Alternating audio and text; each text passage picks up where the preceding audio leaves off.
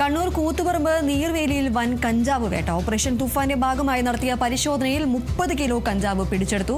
കാറിൽ കടത്തുകയായിരുന്ന കഞ്ചാവ് ശേഖരമാണ് പിടികൂടിയത്. സംഭവത്തിൽ 3 പേരെ കസ്റ്റഡിയിലെടുത്തു. കൂത്തുപറമ്പ് പോലീസിന്റെ നേതൃത്വത്തിലാണ് പരിശോധന നടത്തിയത്.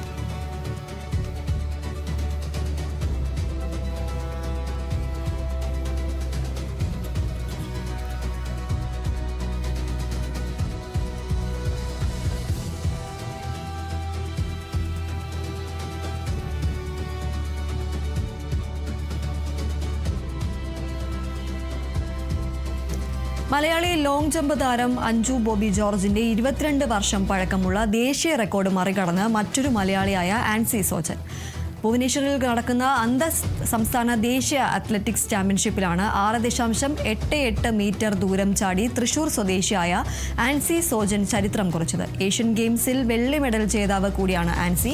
2004 ഒളിമ്പിക്സിൽ അഞ്ജുവിന്റെ ദൂരം 6.83 മീറ്റർ ആയിരുന്നു. ഏഷ്യൻ അത്ലറ്റിക്സ് ചരിത്രത്തിലെ ഏറ്റവും മികച്ച 8ാമത്തെ ദൂരമാണിത്. കൂടാതെ കഴിഞ്ഞ 2 പതിറ്റാണ്ടിനിടെ 6.85 മീറ്റർ ദൂരം പിന്നിടുന്ന 2ാമത്തെ ഏഷ്യൻ വനിത എന്ന വലിയ നേട്ടവും ആൻസി സ്വന്തമാക്കി. വരാനിരിക്കുന്ന ഏഷ്യൻ ഗെയിംസിനുള്ള അത്ലറ്റിക്സ് ഫെഡറേഷൻ ഓഫ് ഇന്ത്യയുടെ യോഗ്യതാ മാർക്കും താരം പിന്നിട്ടു.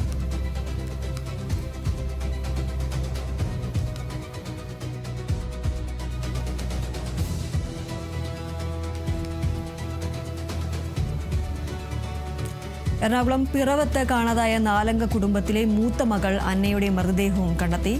INTUC കടവിൽ നിന്നാണ് മൃതദേഹം കണ്ടെത്തിയത്. കോതമംഗലം സ്വദേശികളായ നാരായണൻ, ഭാര്യ ബിജിമോൾ, 2 വയസ്സുകാരനായ മകന്റെയും മൃതദേഹങ്ങൾ നേരത്തെ കണ്ടെത്തിയിരുന്നു.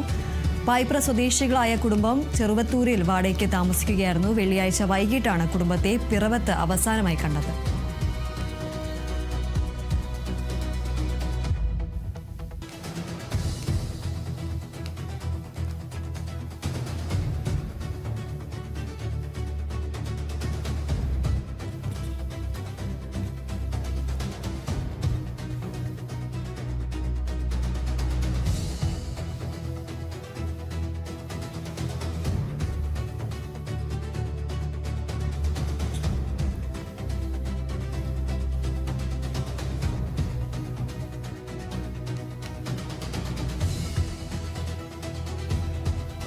അയോധ്യ രാമക്ഷേത്രത്തിലെ സംഭാവന തട്ടിപ്പിൽ ഉന്നതരെ സംരക്ഷിക്കാൻ ശ്രമമെന്ന ആരോപണവുമായി പ്രതിപക്ഷം.